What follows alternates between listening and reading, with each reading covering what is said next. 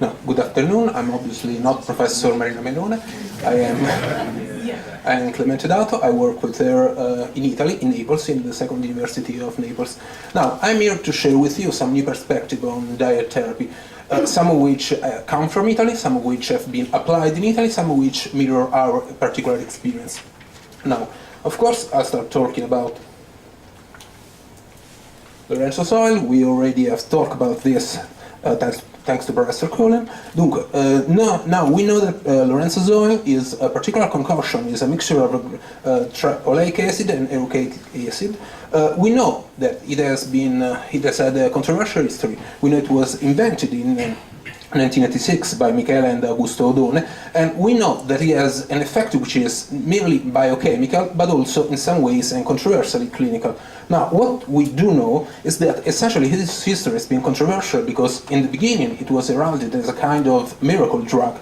Then, in a way, enthusiasm waned, and the only real article that we know has been published about this problem with a certain degree of certainty has been from Moser in 2005. Moser essentially published an article telling us that the application of Lorenzo soil reduced the risk of developing MRI abnormalities in children. However, it talked about a very well selected population of children who were very young, who were asymptomatic, and who had no abnormalities in MRI.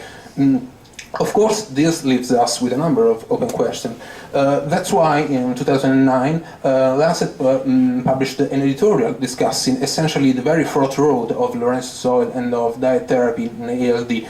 Essentially, they told us that Lorenzo soil paints us a very complicated picture. In a way, it tells us both about the mitigation of medical science and also about its triumphs. Now, what that leaves us? Well, in our center, I come, as I told you, from the second department of neurology of the Second University of Naples. We follow a number of patients, 35 in 10 families. There are a number of patients which is somewhat lacking in our experience in respect to what we expect to find in Italy. That means that in Italy there are a number of patients who are not followed by anyone, who are part of isolated community, who are not treated in the way they should. In our experience, we follow a lot of female symptomatic carriers, and as we have said, symptomatic carriers is in a way a paradox, is a non sequitur. A carrier should not be symptomatic. That means this means that these women are actually patients with ALD, who need to be treated properly. Also, we follow a lot of adults with AMN. And also a number of peculiar phenotypes, in particular persons who have been treated and have been diagnosed with AMN, but who later in life will develop other symptoms or other clinical syndromes, in particular cognitive syndromes. Now, this leaves us with a question: what can we offer to these patients? Well, there are a number of challenges which are currently open. One of these is essentially the way we should treat VOL-CFA levels. We know that they are a marker of disease, but we also know they do not strictly correlate with disease progression. We also know that intervention aim to reduce their level in plasma do not necessarily have a direct effect on their clinical state. We also know that an high level of CFC in blood is not necessarily the only pathological mechanism that is in place. We also know that inflammation plays a role, especially in cerebral form, and we know that the oxidative stress, which is the product not just of inflammation directly, but also due to the fact that mitochondrial function is impaired, is also a mechanism that is in place. This is also important because that means that we can hypothesize that by controlling oxidative stress and inflammation, we can also correct symptoms, especially in younger patients. Now, there are a number of experiences that come from Italy. One of us is this paper, which has been published by a researcher in Rome, Milan, and Cagliari, centered especially in Ospedale Bambino Gesù in Rome. They have hypothesized that it could be possible to implement a diet therapy not just with Lorenzo soil, but also with conjugated lipoleic acid, which is an acid, actually a family of isomers of lipoleic acids, which may induce proximal beta oxidation and essentially favor the spreading of Lorenzo's oils inside the nervous system. This is also particularly important because by inducing the activity of peroxisome, we may also be able to induce the metabolism of essentially inflammation mediators, and therefore not just act on the level of very long-chain fatty acids in the blood, but also act as inducing the decrease of inflammation. They have conducted a very small but well-designed clinical trial on 5 mildly symptomatic XALD women. These women were treated for 2 months with a mixture of Lorenzo's oil and conjugated lipolleic acid. During these 2 months, they were not just treated and followed clinically, but they were also subject to lumbar puncture and were tested, of course, for the level of very long-chain fatty acids in their blood. They were also tested electrophysiologically with sensory-evoked potentials. What they found was that this kind of therapy not just decreased the level of very long-chain fatty acids in the blood, in particular C26 and the rapport between C26 and C22, which was to be expected, which we know is a biochemical effect of Lorenzo's oil. Also, they found that there was not a high degree of a decrease in platelet count, so there was not thrombocytopenia, which is an important side effect of therapy with Lorenzo's oil.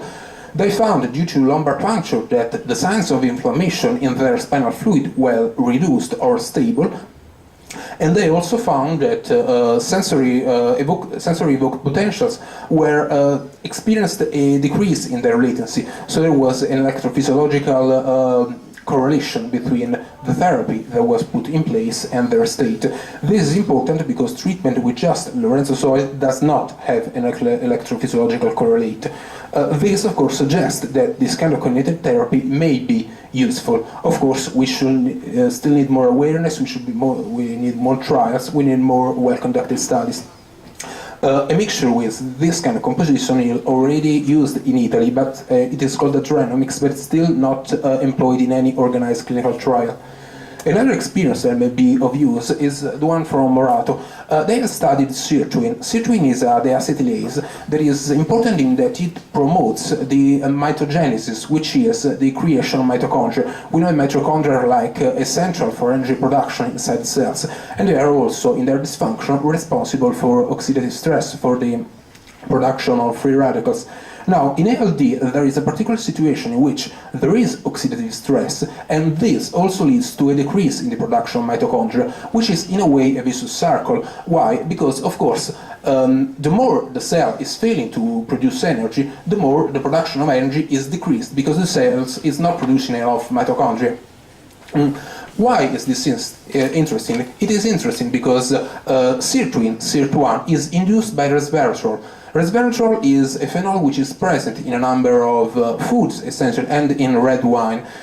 This also has a correlation in human pathology because it is, in fact, has been demonstrated that sirtuin-1 is less expressed in fibroblasts from XALD patients, which means that a deficiency in sirtuin-1 is present in human pathology. Now, these studies has at the moment only been conducted in mice in the animal model, and we know that the animal model is particularly similar to AMN because it does not show great signs of inflammation, but it does show signs of spinal cord degeneration and axonopathy. Now, these researchers from Rome essentially have conducted this study on a number of mice population. They used control mice, they used ABCD1 deficient mice, so mice who show signs of the disease. They also had used resveratrol on these mice, but also have employed mice who had been genetically engineered to not only show signs of the disease, but also to express an elevated level of sirtuin-1. What we can see is that mice which were affected by the disease, but who were also treated with resveratrol, had essentially a kind of degree of pathology and of motor function which was comparable both with wild-type mice, which were essentially unaffected mice, but also with mice who had a high degree of expression of SIRT1. Again, this may propose resveratrol as a possible addition to a therapy with that therapy for XALD. last experience I'm sharing with you is the one from Galin and from Petrillo. They have tried a combination of alpha-lipoic acid and antioxidant, in particular for Galino acetylcysteine and for Petrillo glutathione. They have found, for example, this is Petrillo's experience, that glutathione was reduced in lymphocytes from adult patients with XALD, showing that essentially there is a decrease in the mechanism responsible for the elimination of free radicals also in human patients. A recent experience, not so recent experience from 2011, has also shown that the administration of a combination of lipoic acid, glutathione, and alpha-tocopherol, which is vitamin A and is also known as an antioxidant, does prevent and arrest the progression of locomotor deficit in ABCD1 and ABCD2 deficient mice, which, as I said, are model for the kind of disease that we see in adults. Of course, this is may only be used in patients who do not show signs of neuroinflammation, so essentially in adult patients. Again, a mixture with this composition is being developed and marketed, commercialized in Italy by the name of Adixit. But again, this is still a problem due to the fact that we still do not have, besides any suggestive evidence, extended clinical trial, also because we are facing an extreme problem of awareness. In Italy, we have a number of isolated communities, we have a number of patients who are not followed by anyone, and are essentially lacking in every kind of census that we are trying to bring on. So, when we talk about diet therapy, it has been a long road, a winding road, a fraught road. We have taken some steps, but we still have a long journey ahead of us. Thank you for your attention.